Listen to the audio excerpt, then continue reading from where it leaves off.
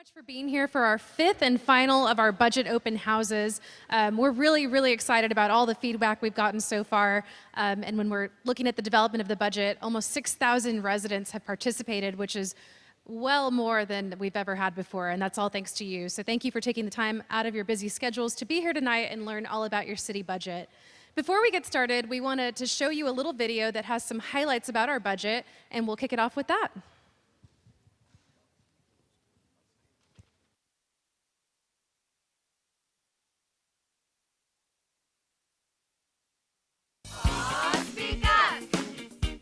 San Antonio, you spoke up and we listened. More than 5,000 of you told us what you wanted in this year's budget. First off, this budget has no city property tax increase and our public safety spending stays at less than 66% of our budget. You told us streets, sidewalks, and drainage were your top priority, and we delivered. This year's budget features $79 million for street improvements and sidewalks. Speak up! You told us neighborhood services were really important, so we made some cool things happen. This year's budget features $900,000 more for animal care services and $900,000 more to care for our city parks. You also told us public safety was important, so this budget features 32 new police officers, 9 new parks officers, and 42 more employees to answer your 911 calls. Fire and EMS will also receive new equipment and gear for 1,200 firefighters. Speak up! There's so much more included in this year's budget, and you can learn all about it at SASpeakup.com. Now it's time for you to speak up! Again, fill out the survey so that's today. just a little preview of your budget. You're going to learn a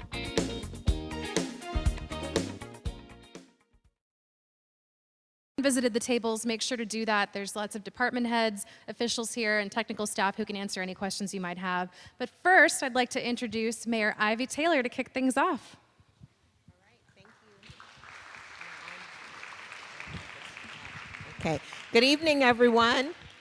Thank you so much for taking the time to come out, be involved in the process, be engaged, provide us feedback on the things that are going on in your neighborhoods and how we could address those things through our city budget. The budget really is the most important policy document that we create on an annual basis because it's a statement of our priorities, you know, how we decide to spend money in order to ensure that we have great quality of life in neighborhoods throughout San Antonio. And so this is your opportunity to share with us what your thoughts are. I think we have a very strong budget proposal that addresses many of the concerns that we've heard from citizens, focusing on infrastructure and neighborhoods and our public safety. And I will say to you that I feel much better at today's budget hearing than in any of the others that I've attended, because at this morning's city council meeting, the council voted to approve the contract with the San Antonio Police Officers Association, which means that the numbers in this budget that are being presented are firm. And we will have the dollars to of course, take care of our public safety workers, but also provide other critical services. So I'm breathing a little bit of a sigh of relief. But I just want to, again, thank you all for being part of the process. And a challenge that I usually issue to everyone is that when you leave here tonight, I ask you if you would tell 10 people, 10 friends, family, neighbors about what you heard at this evening's meeting, so we can get the word out and have as much participation as possible in creating the budget for our city. And so I'll go ahead and pass the mic over. I have two of my wonderful colleagues here this evening. They're both very hardworking, and we're here in District 3. It's great to be here on the South Side. So I'll turn things over to Councilwoman Rebecca Villagran. Thank you, Mayor. Thank you, Mayor. I'm Rebecca Villagran, Councilwoman for District 3. Mayor, thank you so much for being here, and City Manager Scully for being here, and most importantly, all of you for being here, for taking time out today, traveling over here. If you're not from District 3 or wherever you're from, thank you for being here. Thank you for using your voice, and thank you for speaking up here at this open house. We have a very dynamic budget. I said when it was proposed that this is one of the most transformative budgets that we have ever had, I believe, at the City of San Antonio, because of one, it's 2.5 billion total, but then what also has been put in the budget is something that has never been done before. And we are breaking new ground and moving things forward. So I'm very excited about that. A couple of other things I'm very excited about is our World Heritage and the money that we are putting forward towards World Heritage, a total of 2.5 million that will directly impact the south side, but also all of our streets and our sidewalks in our community.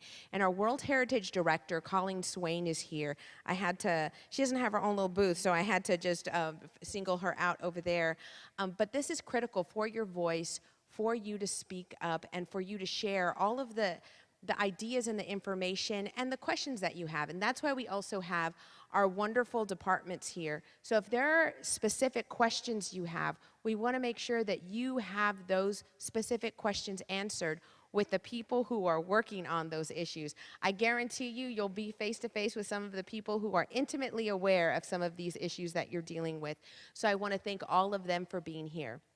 Some exciting things also in the budget, and I know they're probably going to talk about them, but I have to because I'm very excited, is some of the complement enhancements with our animal care services. We're going to see that someone dedicated to animal care services in District 3. So this is extremely exciting to see. And on that note, too, I also wanted to say that we are having a microchip mania tomorrow, September 2nd, at the Bodie Center in District 3. So if you need to get your animals, your pets chipped, please make your way over there at the Bodie Center. And also, we have a lot of conversations, and we're still working on this budget. This is a proposed budget. So what you say here is very important as we work in our work sessions. One of the things that we're going to continue to talk about, and that we worked last year, but we're trying to make commitments this year to find a way up to $15 a minimum wage. So we want to make sure that we can work towards 14. What would that look like in our budget, and then work forward. So those are things that we're constantly looking at, we're constantly working on. So I want to thank you all for being here. And I'm going to pass the mic now on to my council colleague, Roberto Trevino. Thank you. Thank you, Hello. Thank you, Councilwoman Viagran, for that introduction. And certainly, I'm very honored to be here for the final open house. Lots of great initiatives going on in this budget. One I'm most proud of is the fact that we have a new translator service. What this means is your government is more inclusive, more transparent. With that, I want to say we have Ezekiel back in the back over here, our translator. If anybody needs any translation services, please go to the back, pick up a headset. This is a great way to get to be included and experience our services in Spanish if you prefer that language. But I just want to say this is really a great event to talk about our budget, how we're working to improve the quality of life of all our citizens. And speaking of citizens, let's introduce Councilman Ray Saldana from District 4. All right. Hello. Well, good evening. Buenas tardes. It is great to see folks out here today. Well, I'm glad to be on the other side of the South Side. You see, the councilwoman is the queen of the South Side, and my name is Ray, so it makes me the king of the South Side. So we got both of us here tonight, and we have our mayor, and we have our council member. We've got folks like Tommy Atkinson, who I see is running around here today. This is an important time. It's for the city manager and her staff and everybody who works for the city. This is like our Christmas season. There's a whole rush of people who are coming to us, who are telling us about all the great things that are happening. So we're actually, each one of the departments you see here is telling us about necessities and needs that they need to make sure that they're serving you, our public. So oftentimes you have to tell us where we're failing, where we need some help, where we have some challenges. So that's why we're having these meetings out here. With that, I find that it's best that we speak less, and with that, I'm going to go ahead and pass it back to, to our city manager, who I think doesn't need much of an introduction. So, Cheryl? Thank you. Thanks, Ray. I'll give it back to you. I think I'm wired, so I'm on. I'm wired. Hi, I'm Cheryl Scully, and I see lots of familiar faces in the audience, so thank you for being here again. Several of you have attended these meetings regularly, and we appreciate it very much. So what we'd like to do is share some information with you about the budget, And the way we're organized is having several city departments, most of our city departments here. So if you have a specific question about streets or drainage, public safety, animal care services, libraries, you can talk with those individual department and staff. And I know our police chief, McManus, is here. And we have a variety of departments all represented, so we'll answer all of your questions, and we can do that individually so we get to everyone without monopolizing all of your evening. So as an overview, let me just tell you a little bit about the budget. Of course, we're required by law to maintain a balanced budget, and we do. It's balanced today, it's balanced when it's presented to council, and balanced at the end of the fiscal year. And part of my responsibility is to ensure that we are working with our departments to make sure they stay and work within their financial guidelines and also carry out the policies of the mayor and city council that are the result of the input that we receive from all of you. So it begins the implementation of SA Tomorrow, the process that many of you participated in on the development of the city's comprehensive growth plan, our transportation plan, as well as the sustainability plan for the city. It also invests in streets and sidewalks. That's what we hear most about from the residents in the community, and also enhances public safety in our neighborhoods. So I'll talk about that in detail in just a moment. Of course, we're preparing for the 2017 bond program, and the mayor and council members are inviting representatives from each of the council districts to participate in that citizen process. Has anyone here served on one of the 2007 or 2012 bond program? Thank you for doing that. We have completed the 2007 bond program. We are 90% completed on the 2012 bond program, either under construction or completed, and the balance of those projects will be underway before May of 2017. So we're developing now those lists of projects to recommend to the citizens committees, and then they will deliberate and make recommendations to the city council by the end of this calendar year so that we can set that election for May of 2017 by the 1st of February. And most importantly, no property tax rate increase is included in this budget. In fact, the city has not increased the property tax rate for 24 years.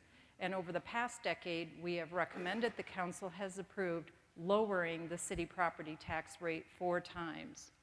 So here's our total city budget, $2.5 billion.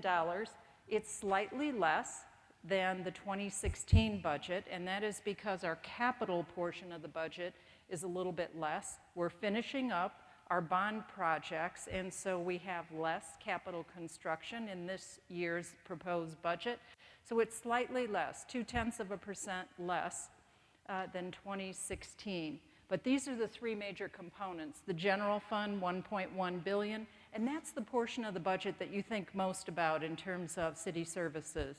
Police and fire, street maintenance, park maintenance, libraries, the health department, code enforcement, animal care services, municipal courts, social services, all of the variety of services of the city, $1.1 billion. The next largest component, restricted funds, are the enterprise operations of the city, where the fee for the service pays for that operation.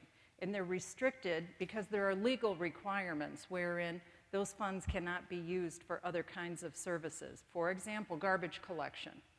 We pay a fee for our collection of for the single family residences, garbage collection, our automated garbage collection, and that covers the cost of that department. Likewise, our aviation department is not supported by city property taxes, but rather the fees from the airlines, from the commercial operations at the airport, the car rental facilities.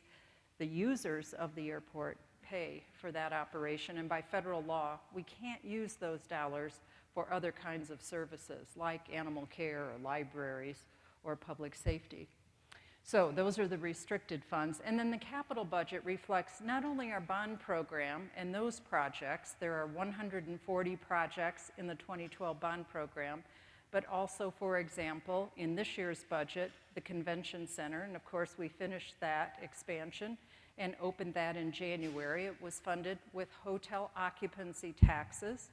And also the work at the airport, the consolidated car rental facility that's being paid for by the users of the airport. So those are the three major components of the city budget. Let's zero in on the general fund. You can see on the inside of the circle how the dollars are appropriated and spent. Police and fire representing 65.9% of the general fund spending. And council adopted a policy that said, let's keep public safety spending under 66%. And so you can see we're just under that, 65.9. The next largest portion of the budget here, street maintenance, for those of you that can't read that in the back, and of course parks and recreation. All these other pieces of the budget are reflected here in this list. Human services, libraries, municipal court, code enforcement, animal care, historic preservation, economic development, the municipal detention center, the general administration of the city, purchasing and accounting and human resources, those functions. All those are right here in the budget. On the outer circle, those are our resources, that is the revenue to the general fund. So the biggest piece represents CPS revenue, $342 million, and that represents what CPS Energy would pay if they were a private company. They'd be paying taxes, and there would be a return on shareholder investment. But we, as the residents of San Antonio, are those shareholders, and so 14% of gross revenue is paid to the city from CPS revenue. Second largest category, property tax at 28%, sales tax at 24%, and then other resources, about 18%. And those would be fees for service, transport fees for emergency medical services, or for renting some city facilities. Let's say you're renting a pavilion at one of our parks and there is a fee. Library fees that are paid. That's in the other category. So that reflects our general fund revenue. And you know, in the city property tax, of the total tax bill, the city receives less than a quarter of it. So about half of the city's, half of the taxes we pay in property taxes go to the public schools, about 30% to the county, the university health system, to county government, to the community college district, to the San Antonio River Authority, and then the city receives about 22% of the property tax bill. So the 2017 budget as proposed includes additional planning staff to help us with the implementation of the SA Tomorrow plan, our comprehensive growth and development plan for the community, and begins the process for implementation of the regional center planning. And you may recall from the comprehensive plan development that there are 13 regional centers that were identified and adopted within that comprehensive development plan. We had a presentation about that and discussion with the council already in one of our council work sessions, and they identified and are asking us to take a look at how we can increase the effort to help us with the implementation of the planning for SA Tomorrow. So we'll be studying that, and that's some of the feedback and direction council has given us already on the proposed budget. In terms of service delivery, the fire department budget reflects their continuing in Evergreen. You may recall that the collective bargaining agreement for public safety, both unions, expired in September of 2014, 2 years ago. And those contracts include what's called an evergreen clause, meaning the terms and conditions continue even though the contract has expired. So step pay increases, longevity pay, and health care, as provided for in that collective bargaining agreement, continue under the current terms. So this budget for 2017 assumes evergreen because we have not been at the table to negotiate with them. We have invited them 8 times.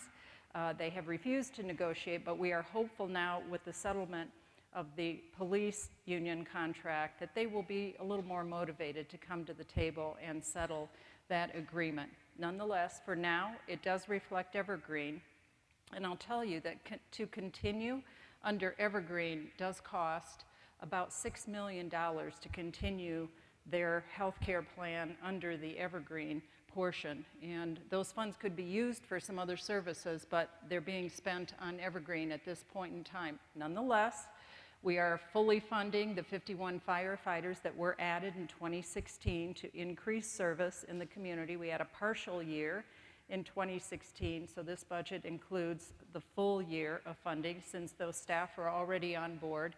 We have 2 more classes planned for replacing firefighter positions for vacancies, those that are retiring from the organization, and an EMS class, Emergency Medical Services, so that we keep those vacant positions filled.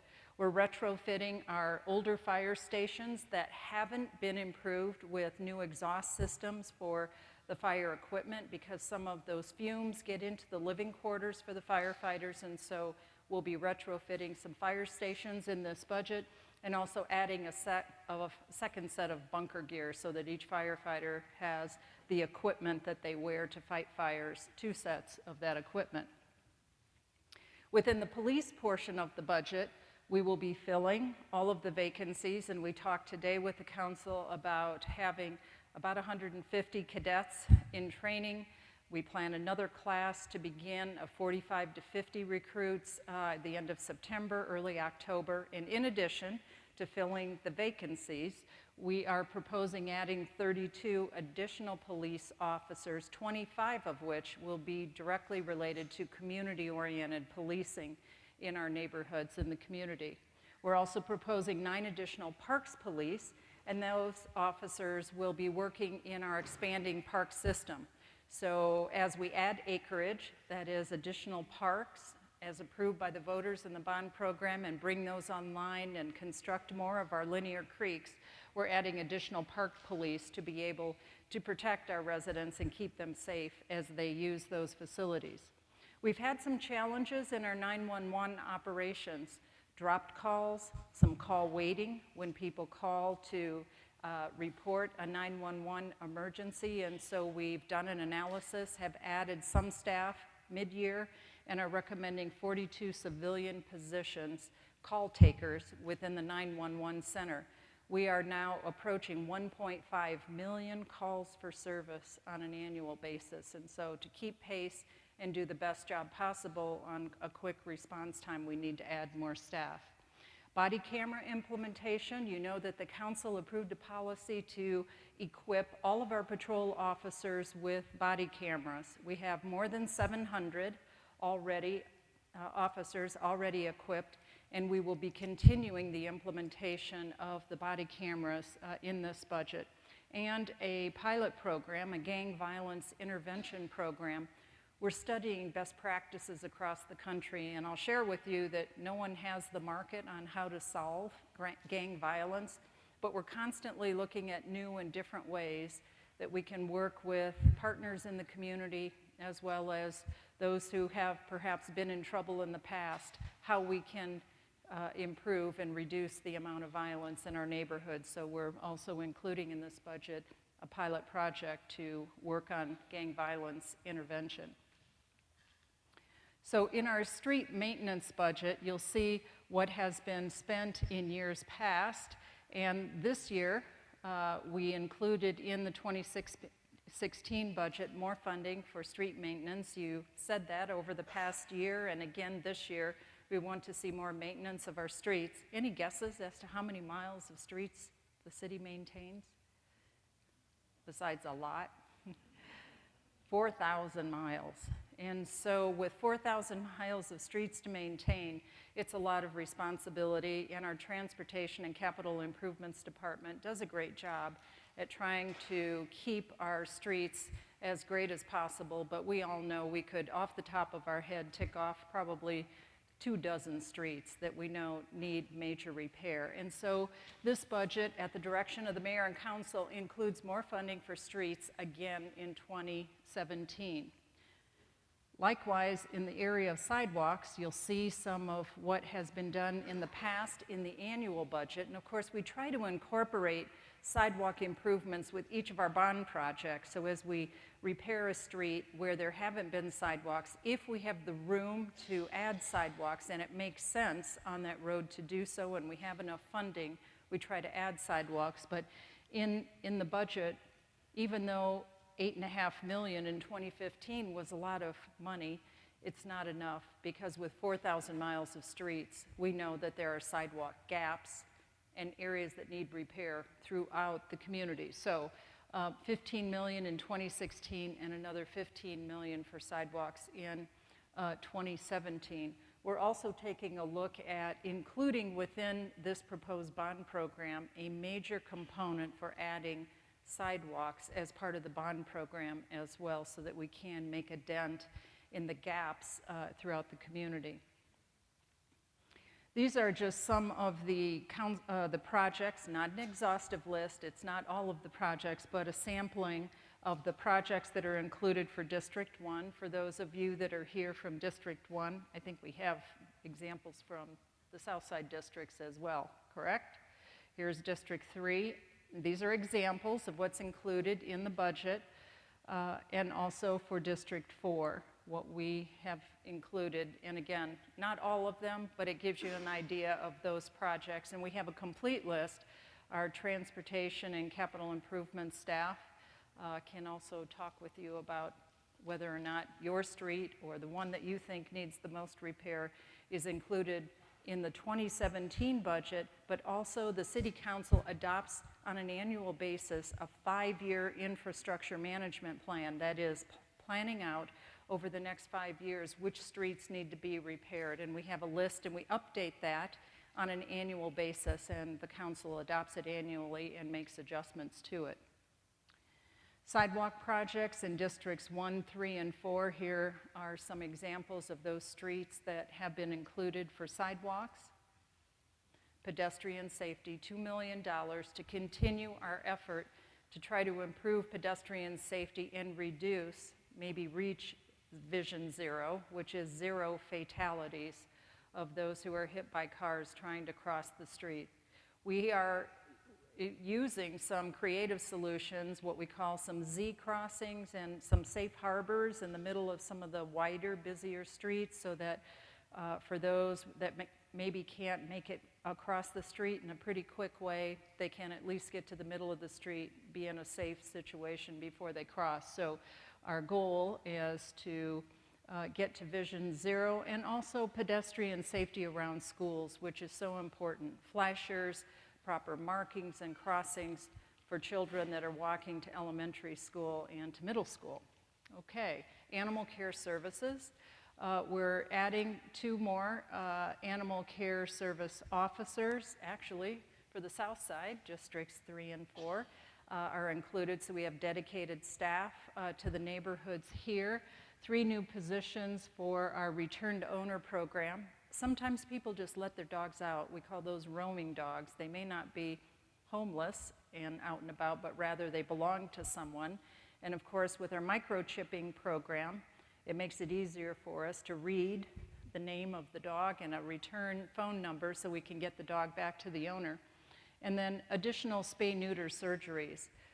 This year we will conduct over 30,000 free spay-neuter surgeries, and we're increasing that in this budget for another 5,000 more this year, or in the upcoming budget, and also capacity for 2,000 more strays.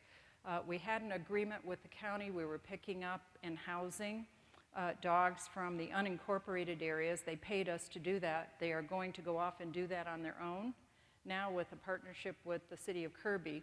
And that frees up space in our kennels so that we can pick up more strays in the community and get them off the streets, because we know it is a quality of life issue. That is, it's hard for you to go out and walk in your neighborhoods if there's a pit bull or a Rottweiler or any dog roaming on the streets, and while you're trying to be out there with your family. Okay. Delegate agencies. The council on a biannual basis prioritizes spending by category for social service agencies. And this year, they decided that we should put more emphasis on workforce development in the community for young people, as well as those who may be older and need some help with their skill set.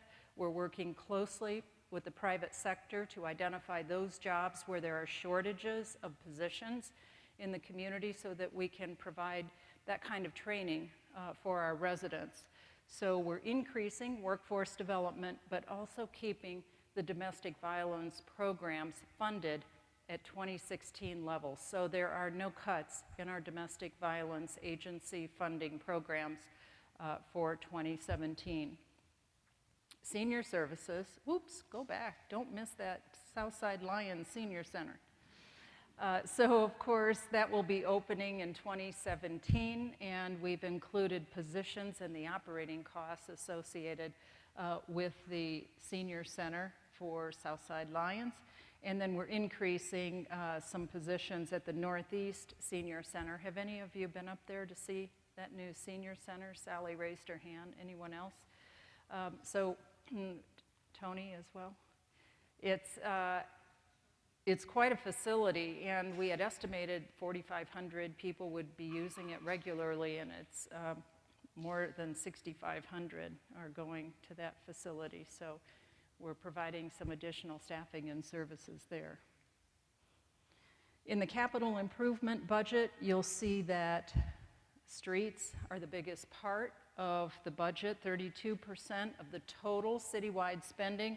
Our airport projects are big and massive and expensive. The consolidated car rental facility alone is a $170 million project, again funded by the users of the airport and those airlines and retailers that operate at the airport.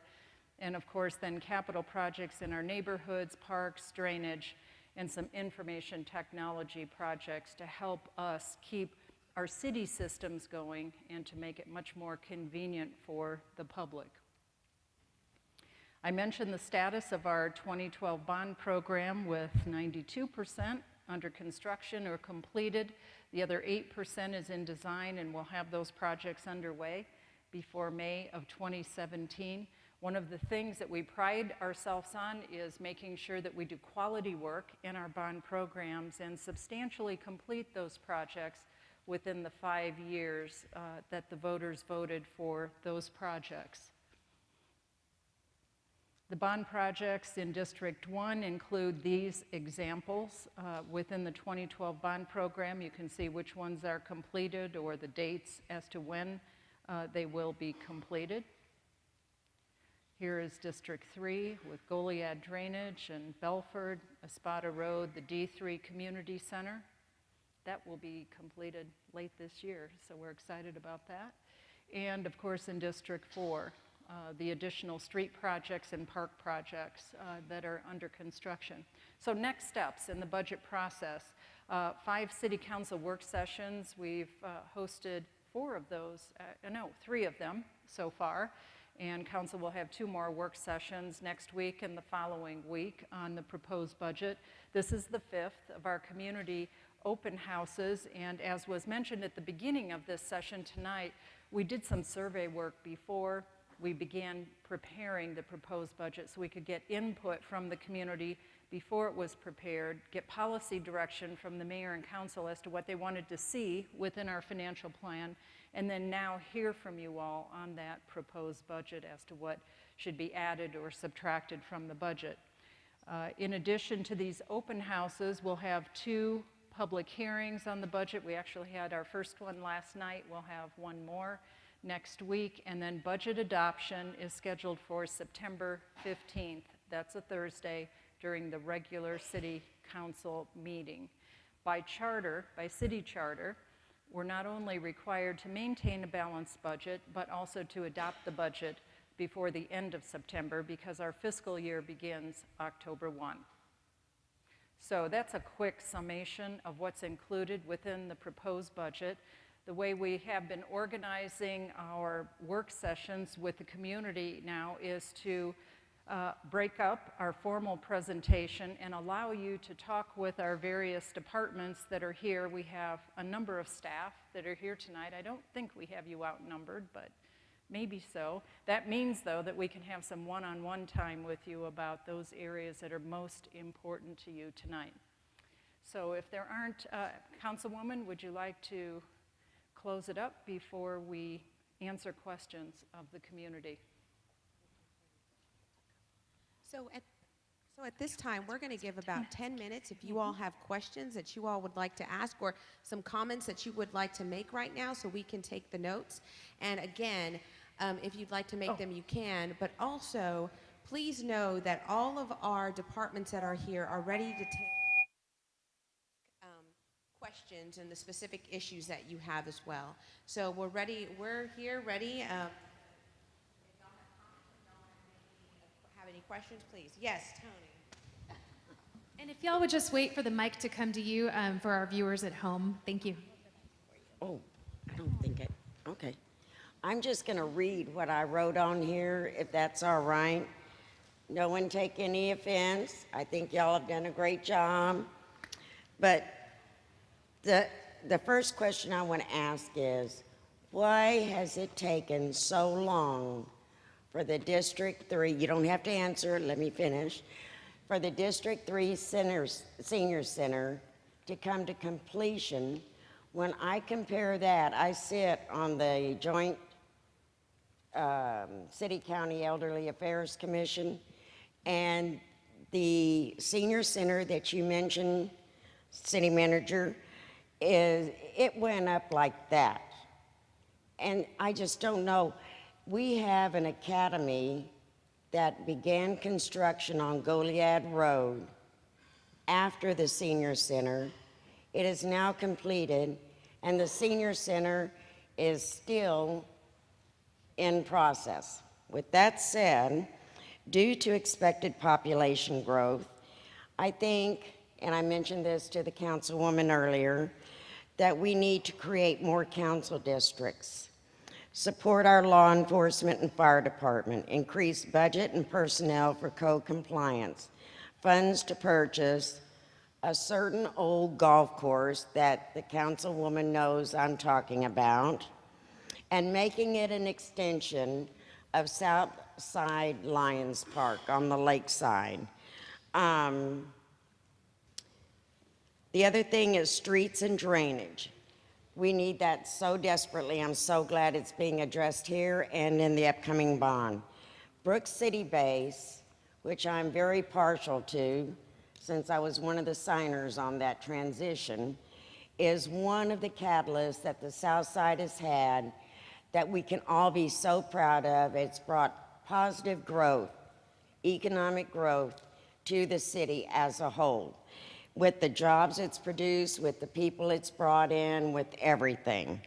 And I think that we should do as much as we can for its improvement and to keep it going in a positive direction for whatever it needs. Whatever the needs are there, let's make it happen.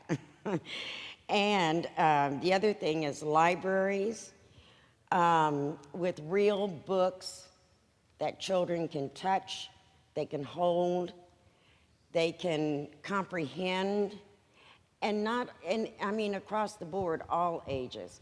It's not, I mean, children, we need to really concentrate on. We have the computers, but also seniors. Seniors are going to be growing because of the baby boomers, and that is something that I think we really need to be looking forward to in the future for this city, which brings up sidewalks, ADA, et cetera, et cetera. And I believe that's about all that, I know I've got other stuff, but I don't want to take up everybody's time. But I do want to thank everyone for coming to a positive conclusion with the police union contract. We have, in my opinion, one of the best police departments in the United States, so thank you. Well, Tony, thank you for your comments, and I want to thank you for sending me very supportive notes over the years, too. You've always been very kind to offer your suggestions, but also to say thank you for the work that's going on. Rather than, since you covered almost the entire city budget with your comments, I'm not going to address every point, but our transportation capital improvement staff is right over here. They can talk with you about the senior center and that work, and our libraries. Just a comment about that, and our library staff is back there in the corner, and Ramiro is here, Ramiro Salazar, our library director, we agree with you. In fact, the feedback that we have, while people do want more computer services in our libraries, and we add those and keep them updated and expanded, you know, with the beautiful Mission Library here in D3, people still want to have books in their hands, right, Ramiro? So we agree with you, and we're continuing our programs, especially with young people, so thank you for mentioning that. And I'll be happy to talk with you too and answer some of your other questions. He and his staff did at the 50th anniversary of Macrelis Library. Good, thank you for that. Is there another question or two? Oops. Check. Are we there? There we go. Oh, okay. Let me just say thank you. Congratulations, Rebecca, Ray, Robert, Cheryl. Good job. I think we have a pretty solid budget, and I'm always concerned about code compliance, animal care services. We euthanize way too many dogs to this day even. And our streets and sidewalks in the residential neighborhoods, it's not limited to just the south side these days. There are old parts of our city that are on the north side, but always remember that half of the north side is from the south side. The opposite is not the case. And so remember who you are. I just say thank you. I think y'all done a good job. God bless you for all the hours you put in for sometimes seemingly almost nothing. But we have a great council and a great mayor, and I think that, Cheryl, you're doing a good job. I appreciate it so much. Greatness is your hallmark. Thank you.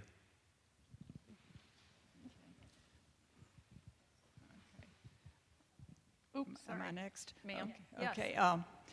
I didn't hear anything mentioned about saws in the budget. And some of our water mains are 60, 70, 80 years old, and they need to be replaced. A lot of the damage to the city streets is caused by leaking or absolutely broken water mains. Yes. So the San Antonio water system is a separate budget governed by their board of directors, appointed by the mayor and council, and the mayor sits on that board. But we're happy to take information from you about which streets in particular. They are not part of the city's budget. SAWS is owned by the city of San Antonio, and the mayor and council have authority to approve their rates. And we as staff make recommendations about the rates, and oftentimes when SAWS comes to us, we don't necessarily agree with them, and we try to get them to be as cost effective as possible. But we'll take any of those example streets from you and then share that with SAWS, or we can have them contact you directly. Pickwell. That's part of the problem with Pickwell. There is someone from SAWS at least once a month working on a broken water main along that area. Okay, our transportation staff is here. They're making a note. They will talk with SAWS tomorrow morning and talk with them about what the situation is. If we could, after this meeting, Anthony is here from transportation, if we could get your name and number, and then we'll return a call to you about that street. Okay, thank you. You're welcome. We have a question here. No, I have a comment. I just want to thank you very much and the council members for your support today, especially on Project Quest line item. And we want to ask you to continue your support on the living wage to the $14. We do not want our people to be in poverty. We want them to continue being able to support their families. So I really, really would like to encourage you to continue that effort. And thank you for what you have done.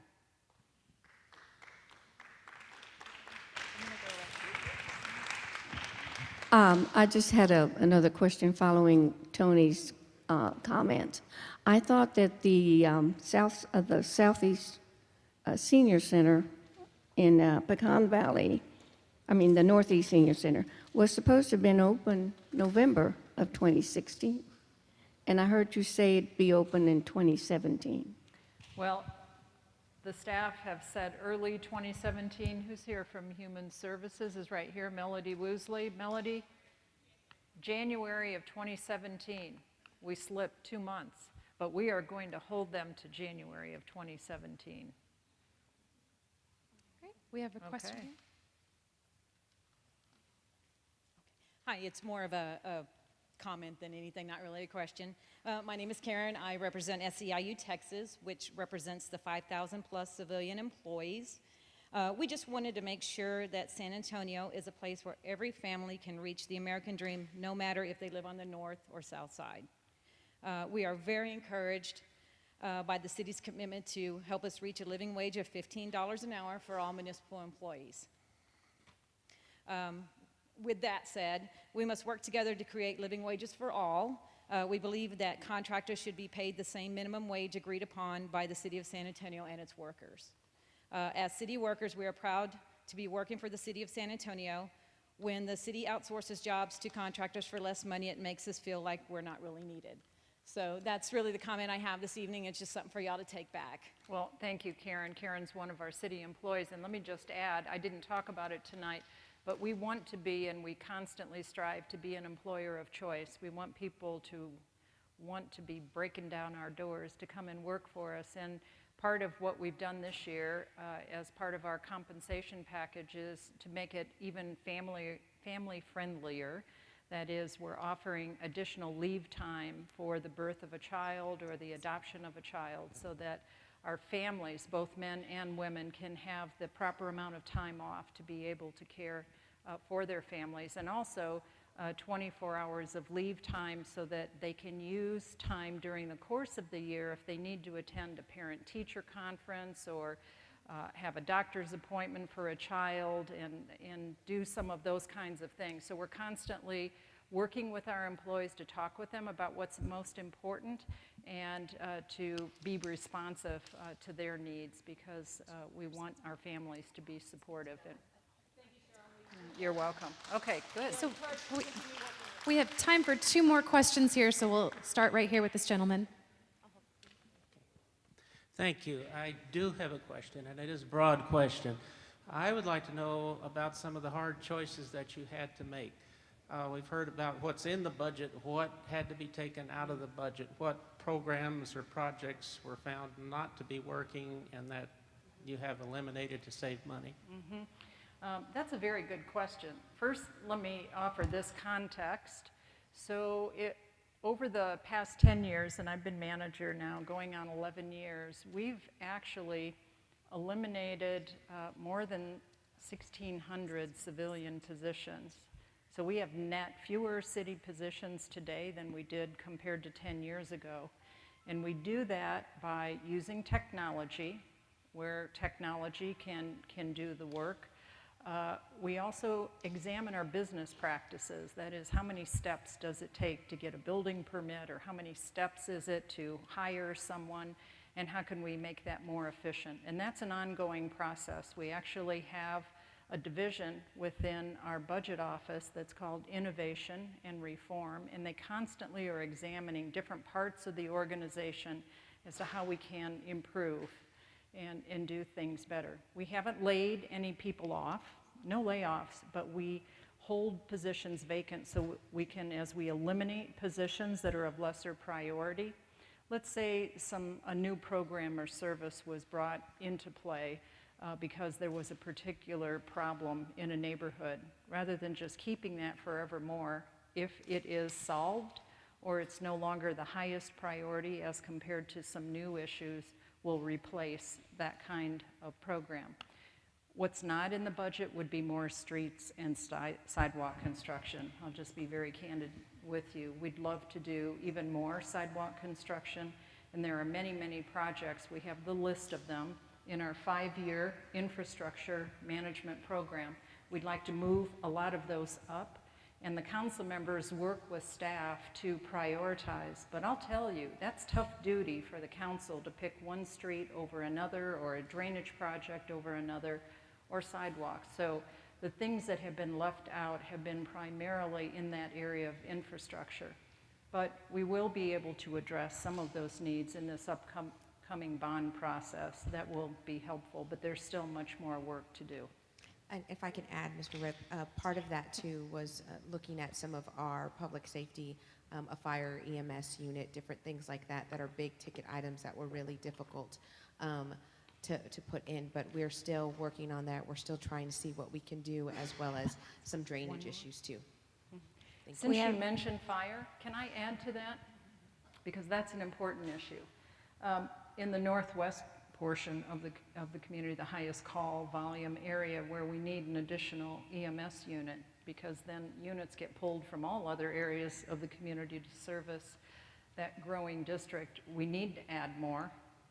The chief recommended it, but we can't add that, and because the monies are not there, they're going into the evergreen cost of that collective bargaining agreement. So if you can encourage the firefighters to get to the negotiating table, we can get that contract resolved and then get those monies into service delivery for the community. So that's a big, important item. I think we have time for one more question. One more question, and then if you have any other questions, feel free to find our team, and we're happy to help you. Hi, thank you. Okay. I'm a new arrival here in San Antonio, recently stationed here. I originally hail from Savannah, Georgia, and so I hold the city to a very high bar, but I have to say I'm very, very pleased. It's very pretty, and I'm very impressed with all the work that's being done in this city. You mentioned street maintenance is $64 million and sidewalks is $15 million. My question is, does that include new streets, or is that maintenance of existing streets? Because I've never been in a city with more highways and spaghetti junctions, and I've lived all over the USA, than here in San Antonio, and I'm sure that costs, all the money in the world that could be used to repave the entire city instead of building a new spaghetti junction. So does it include new stuff, or is it repairing old streets that are in bad need of repair? And also, do either one of those include the addition of new bike lanes for citizens that want to be biking around? So it's maintenance of existing roadways. So the $64 million is some preventative maintenance and also reconstruction of those streets that are in the very worst shape. Our transportation department grades all of our streets and has an inventory of all 4,000 miles, so we know which ones are A, B, C, D, E, F. And they put together programs that are recommended to the mayor and council, discuss all of those projects with our council members, and the council then decides which projects will be done in the fiscal year. We also do some preventative maintenance. So if a road might be a B- or a C+, and that if it had a thinner overlay, it could extend its life for another 10 or 15 years. That is incorporated into the program as well. And yes, we have a bicycle master plan. We are adding bicycle lanes where the community is very supportive and where we have the right-of-way width to be able to accommodate cyclists safely. Okay? Well, thank you very much for all coming out. And again, we're here to serve and to answer the questions for you all. It's an honor for all of us to serve our city of San Antonio. So thank you. Thank you. Thank you.